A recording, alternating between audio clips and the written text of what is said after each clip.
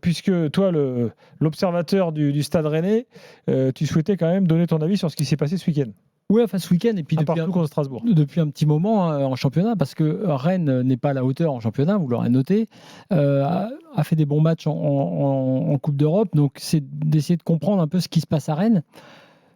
Je ne suis pas foncièrement inquiet de ce que je vois et du potentiel de cette équipe et pour la suite, mais je me dis tout simplement que celui qui doit trouver la solution, qui doit nous montrer qu'il est capable de gérer cet effectif qui a été mis à sa disposition, et on va y revenir, même s'il a quelques lacunes, cet effectif, c'est Genesio, et c'est lui qui doit, après avoir contribué à sa façon à ajouter une pierre à l'édifice rennais que Lamouchi et Stéphane avaient construit avant lui, en ayant produit ce jeu, notamment il y a 2 saisons, qui a fait plaisir à tout le monde. Il doit nous montrer maintenant que franchir cette étape supplémentaire qui consiste, comme Florian Maurice et le président Cloarec l'ont dit, à savoir finir dans les 4 premiers de manière certaine cette saison, eh ben, il allait être capable de le gérer, Genesio. Et à mon avis, c'est essentiellement lui maintenant qui a la pression. Et je ne serais pas surpris d'ailleurs que, à l'issue de cette saison, en fonction de ce qui va se passer, on tourne ou pas une page au Stade Rennais, parce que c'est à mon avis une année charnière pour lui au premier rang. Alors, pourquoi ? Parce que on a vu quand même que globalement, Genesio a un petit peu de mal à nous indiquer quelle est son équipe type, quel est son fil directeur. Le truc positif, c'est qu'il implique un maximum de joueurs, y compris chez les jeunes. Je pense à Bélocian notamment, qui est entré, mais quand il l'a fait entrer, il l'a mis contre le PSG à un poste de latéral qui n'est pas le sien, et en plus contre le PSG. Quand Bélocian a joué, et c'est le cas maintenant en charnière centrale, déjà, on a eu quelque chose de plus cohérent. Genesio, c'est aussi celui qui parfois tarde un peu à faire ses changements quand ça va pas trop bien. On l'a toujours un peu reproché, ces changements tardifs. Et donc,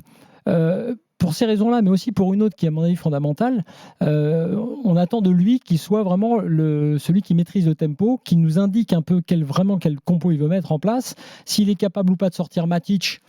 qui n'est quand même pas, même si c'est un très bon joueur, la recrue incroyable qu'on espérait. S'il est capable, par exemple, de changer aussi Bourigeaud, de le remettre plus haut dans son organisation, parce qu'à mon avis, si Bourigeaud n'est pas très bon, c'est aussi à cause du système que met en place Genesio. Et puis, je vais prendre un cas d'un joueur dont je ne suis pas très fan, mais en regardant les derniers matchs, et notamment en comparant entre les espoirs et Rennes, je me suis dit qu'il y avait un peu le même cas entre Cherki et Kalimuendo. Dans les 2 cas, ces 2 joueurs trouvent être assez performants avec les espoirs de Thierry Henry et ne sont pas bons avec leur club.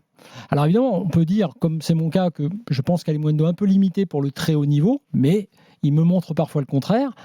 Et je remarque que dans le système de Rennes, il est souvent obligé de jouer plutôt dos au but, ce qui n'est pas sa première qualité, contrairement aux espoirs où, effectivement, mieux entouré, il est plus souvent dans le sens du but et dans la profondeur, ce qui est effectivement une de ses qualités premières. Bref, pour Genesio et pour ce Stade Rennais-là, il faut que tactiquement, il se passe quelque chose pour qu'on comprenne exactement où il veut faire jouer Blas, où il doit mettre Bourigeaud sans doute plus haut, s'il est capable de sortir Matic pour remettre Santa Maria quand c'est nécessaire. Bref, de faire preuve de détermination, comme il l'a fait d'ailleurs pour le match du Pana, et c'était pas facile, après l'erreur d'Omari, où tout le monde s'en est pris aux jeunes défenseurs, et où il a décidé de le maintenir, ce qui à mon avis est une bonne chose, parce que sinon, il le flinguait doublement. Et ils sont partis au Pana, contre le Pana, à jouer avec Truffert, Bélocian, Omari et Assignon, avec une défense qui s'en est très, très bien sortie dans un contexte très compliqué. Donc, il y a des bonnes choses, il ne faut pas tout jeter,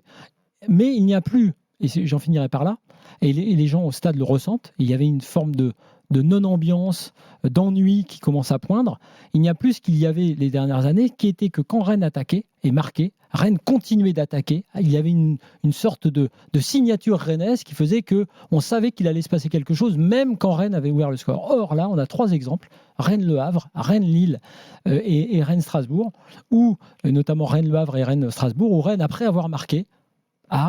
peu à peu, c'est comme un feu qui s'éteint, c'est arrêté de jouer. Donc je pense qu'en gros, Genesio a les ingrédients, qu'il est le chef cuistot, mais pour l'instant, il n'y arrive pas et que c'est lui qui doit arriver à ça, tactiquement, je l'ai dit, mais aussi en termes d'état d'esprit. Pourquoi cette équipe-là, qui est capable de faire preuve de caractère en Coupe d'Europe,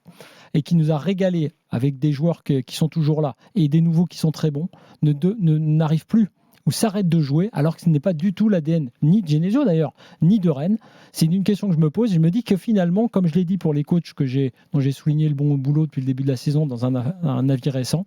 je remets le coach au centre du débat. C'est-à-dire que oui, il y a les joueurs, bien sûr, il faut mettre les bons, il faut qu'ils soient à la hauteur, mais quand je vois ce que je vois, par exemple, sur un Bourigeaud, sur un Blas, ou même sur un Omari, je me dis que là, c'est au coach de prendre ses responsabilités, d'arriver à redonner l'âme à cette équipe, parce que effectivement, cette équipe-là n'est pas à la hauteur de ce qu'elle devrait montrer et de ses objectifs.